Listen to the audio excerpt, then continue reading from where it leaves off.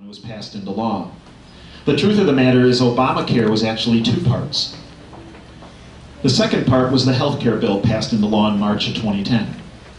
But the first part was hidden in the stimulus bill. That's right.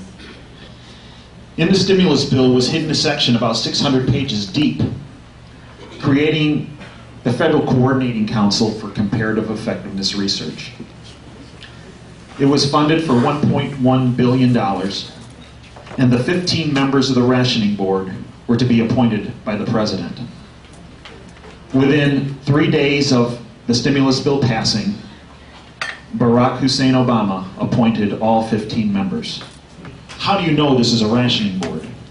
The title, Federal Coordinating Council for Comparative Effectiveness Research. Comparative effectiveness, definition of is the cost of the treatment divided by the number of years the patient will benefit from the treatment will determine a ratio, and that ratio will be determined if you can or will be treated. So the very existence of this board that was hidden in the stimulus bill is evidence that rationing of care will occur with Obamacare.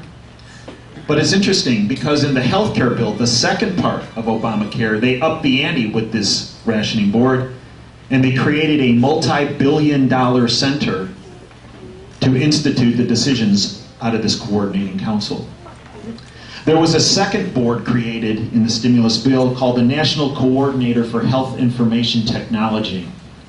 And in the stimulus bill it says that this national coordinator will, quote, determine treatment at the time and place of care, end quote. Now let me tell you what that means. On January 1st, 2013, when Rob and I, well, Rob won't because he'll be in Congress by then, but when I walk into a room, my nurse and my assistant will have a little handheld computer.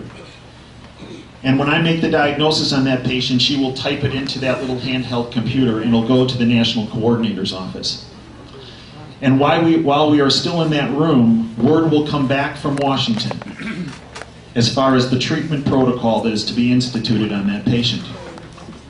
It goes on under the description of this coordinator that physicians at hospitals that are, quote, not meaningful users of the system over time will face penalties, end quote.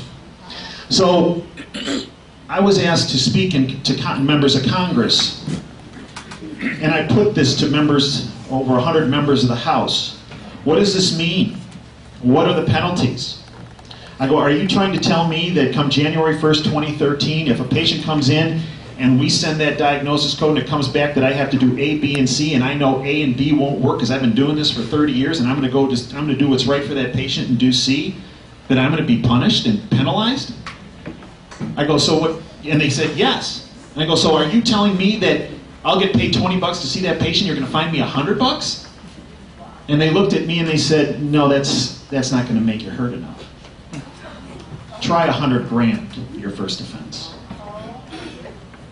I'm not kidding you. And then I said, okay, well, you know me, I'm going to do what's right for the patient, so I'm going to take care of that patient the right way as opposed to the way federal bureaucrats want me to do it. What happens the second time I do it? Because that'll probably be the next patient. And I said, are you telling me I'm going to get fined $100,000 again? And they looked at me and they said, no, Dave, you're going to go to jail. I started laughing. They didn't. There was recently a survey through the Journal of American Medical Association, another journal through the New England Journal, and through Investors Business Daily. And it showed that 46% of all physicians are going to leave the practice of medicine when Obamacare kicks in. So we're going to have 32 million more people in our healthcare system, according to Obama. And just if we keep the same number of doctors, 32 million people in the system, same number of physicians, how do you not ration care? Add to that, now we're going to lose 46% of physicians, including me. I cannot walk into a room January 1st, 2013 and lie to the very people I've been helping for the past 30 years of my career. I won't do it. Obamacare is $1.5 trillion, and the way they pay for it is with cutting Medicare by $500 billion. The problem is, in 10 years, we're going to have 30% more people in Medicare because of the demographics of our country.